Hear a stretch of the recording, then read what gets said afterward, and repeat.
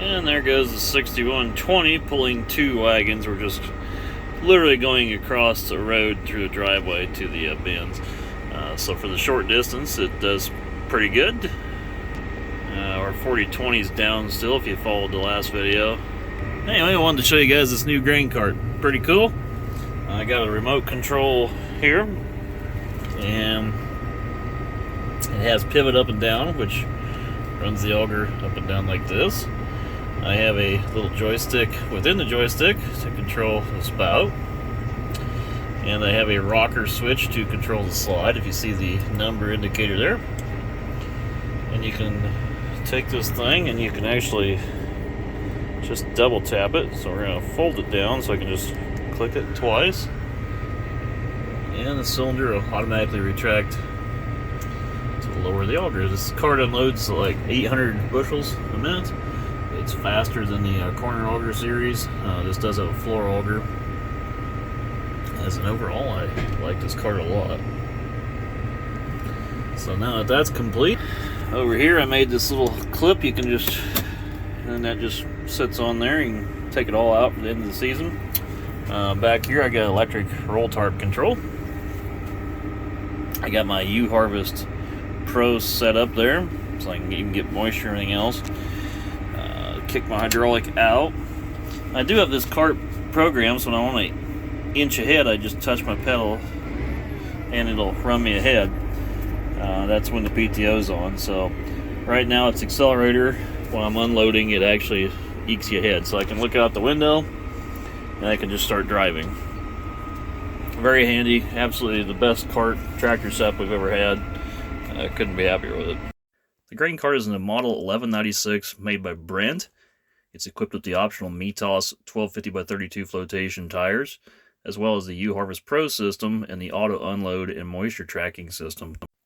It has the joystick control with the multi-directional spout, and even the hydraulic jack option.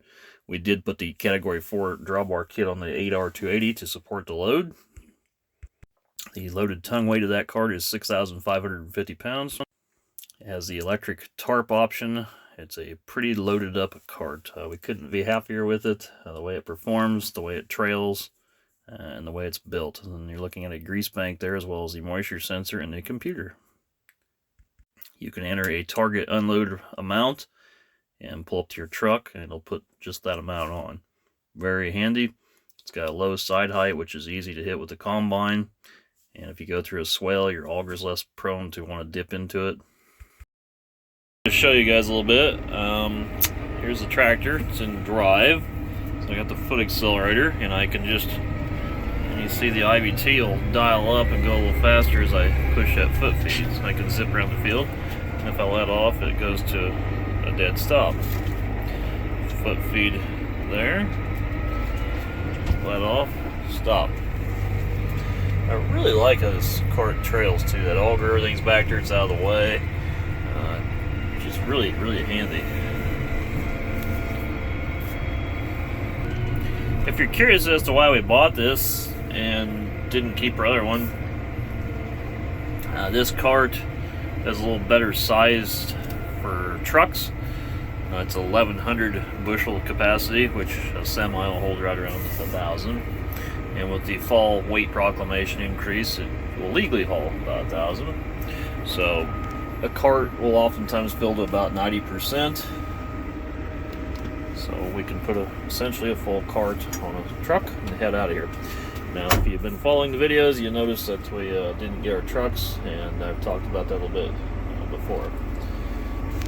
Anyway, this is a accessory mounting rail over here, and it's on a slide. This was bought through John Deere, and I made the rest of the bracketry there.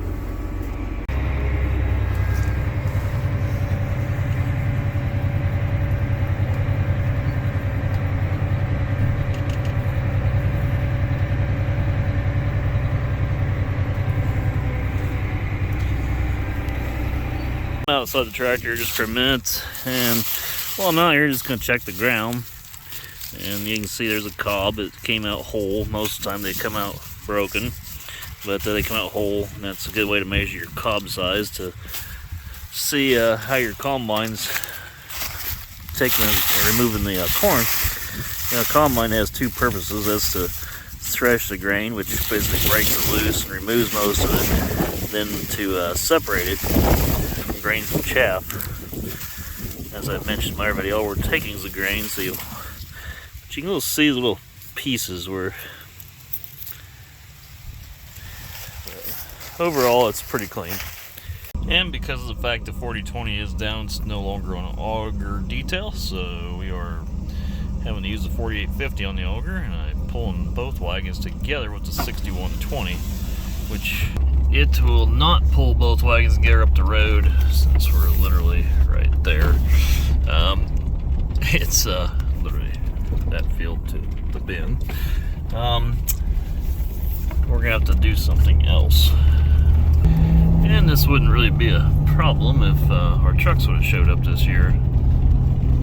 COVID. And I am going to go to town and grab something to eat here and run back to the combine. We installed John Deere chopping rolls this year. There's 3 levels of rolls. There's opposed, which means that there's a knife meets up with another knife. There's intermesh, which means one knife intersects the other 2 knives. And then there's chopping, which is also an intersecting knife style roll, but has more knives. The intermeshing have 6 knives, the chopping have 10 knives. I firmly believe that John Deere modeled these rolls after the Calmer rolls, which the Calmer uses 12 blades on their BT crushers or BT choppers. And the Calmer has a gap in the front of the roll, which allows for intake of the plant. It's supposed to get it back into the roll a little farther. You want your snap to occur from about half to about 3/4 of the way back, and by snap I mean that's where the ear hits the deck plate. And I'm going to see if I can just do a random stop here.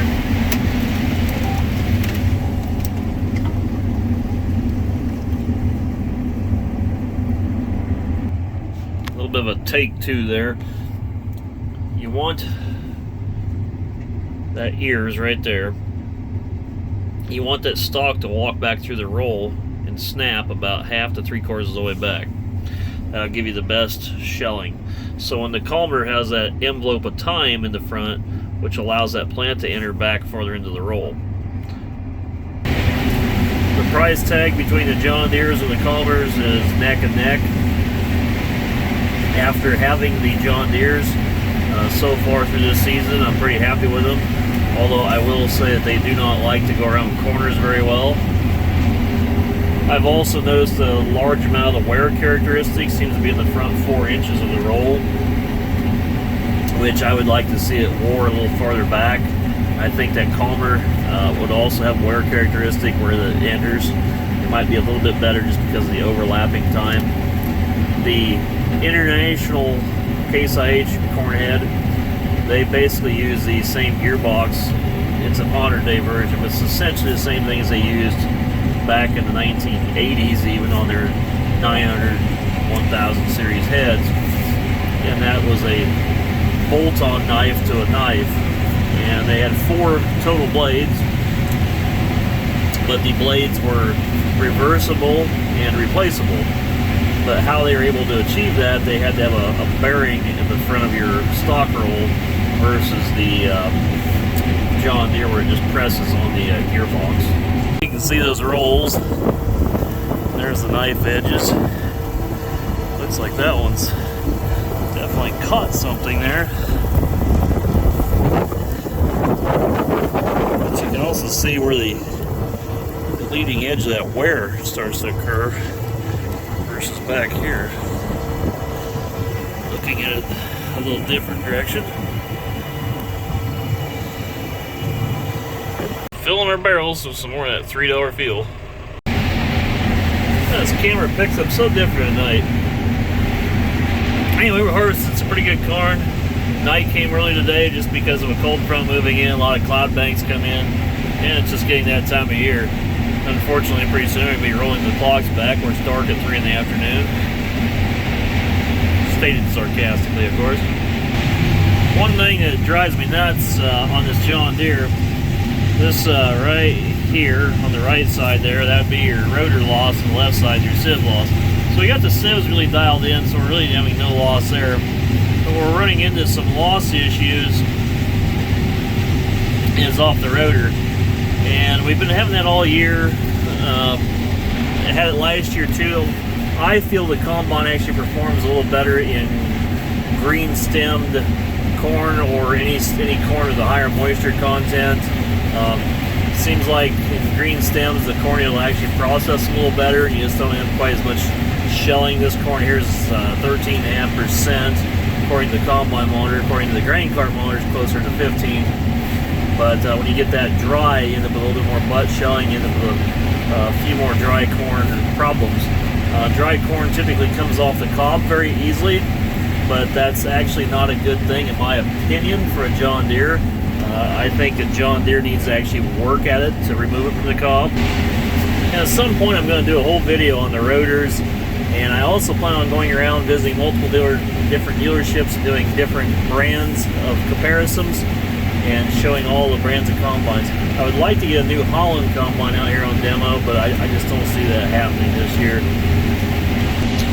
But get back to this John Deere rotor, that just doesn't seem like there's enough resistance there. If I get everything really dialed in, and by dialed in I mean concave clearance through your threshing bars, you end up getting a very good clean cob removal, meaning the kernels are removed off the cob without the cob being broken. What happens on our farm is, you just noticed right there, I just went through a real thin hillside, and then we'll go back into a slough. So we're going literally from 0 to 400 bushels an acre. Some of those thin spots can yield as little as 50 bushel, and some of the good spots can make as much as 400 bushels an acre. So quite a bit of variability, and when you end up with a lot of variability, you end up with a lot of different cob size. So as you end up with different cob size, you end up with your concave clearance bigger or less, greater or less. And what happens with the Deere machine is you get it dialed in just for the right cob size, works great, removes it, doesn't break the cobs. All of a sudden you get one of those thin spots, oh my gosh, you need to close the concaves down. You get in the thick spot, oh my gosh, you need to open up the concaves. And the new 700 series, once you get into an auto maintain on the computers, because they have upgraded software, once you get that dialed in on the computer, it'll actually open and shut those concaves for you and regulate the combine, whereas this S600 is a manual set. Over here, and you see these gauges peg out, which mainly is the right hand column there. That is rotor loss, and when the gauge goes up, that is more loss, and when it drops off to no bars, that is less loss. And anybody that has a theory that it's keeping the machine full, quote unquote, we've debunked that theory. It is 100% based on cob size. There are ways of rectifying this with these disruptors you can put in your separating grates. Would be that be a kit from John Deere or Shoot, and that is the #1 way of fixing the problem with the John Deere. For soybeans, they have separator grate inserts as well as other brands of concaves. XPRs are good ones, except they're $10,000 a set. We bought Klondex concaves, which helped mainly in soybeans, just for hard to thresh pods. In my opinion, it's just that the John Deere separating area, or I should say threshing area, because you're separating it your tines, but your threshing area is just not long enough or big enough. But I'm kind of getting the cart ahead of the horse with this on this video, because I'd like to do a more in-depth discussion and look on a later video. I do like this grain cart. It's so easy to load. It's got a long profile and its lower sides. It's great.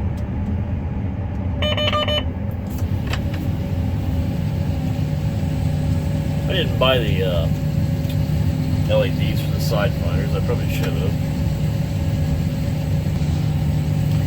Anyways, I'm going to keep harvesting into the night hours for a while. Lots more combine discussion as well as harvest footage coming up. There's a lot to talk about in these combines and how they're built, how they can be improved, and I really appreciate the commentary I received on my How Can We Improve a video. And as always, check me out on my second channel, which, by the way, everybody's asking. It's called The Fed Up Farmer. The Fed Up Farmer, there you go. That'll be all words, because YouTube's got that thing completely shadow banned. And you can always check out more information about this video or others in the description of below. So thanks for watching. See you on the next one. Oh, and if you actually like these videos, hit the subscribe button. Thank you.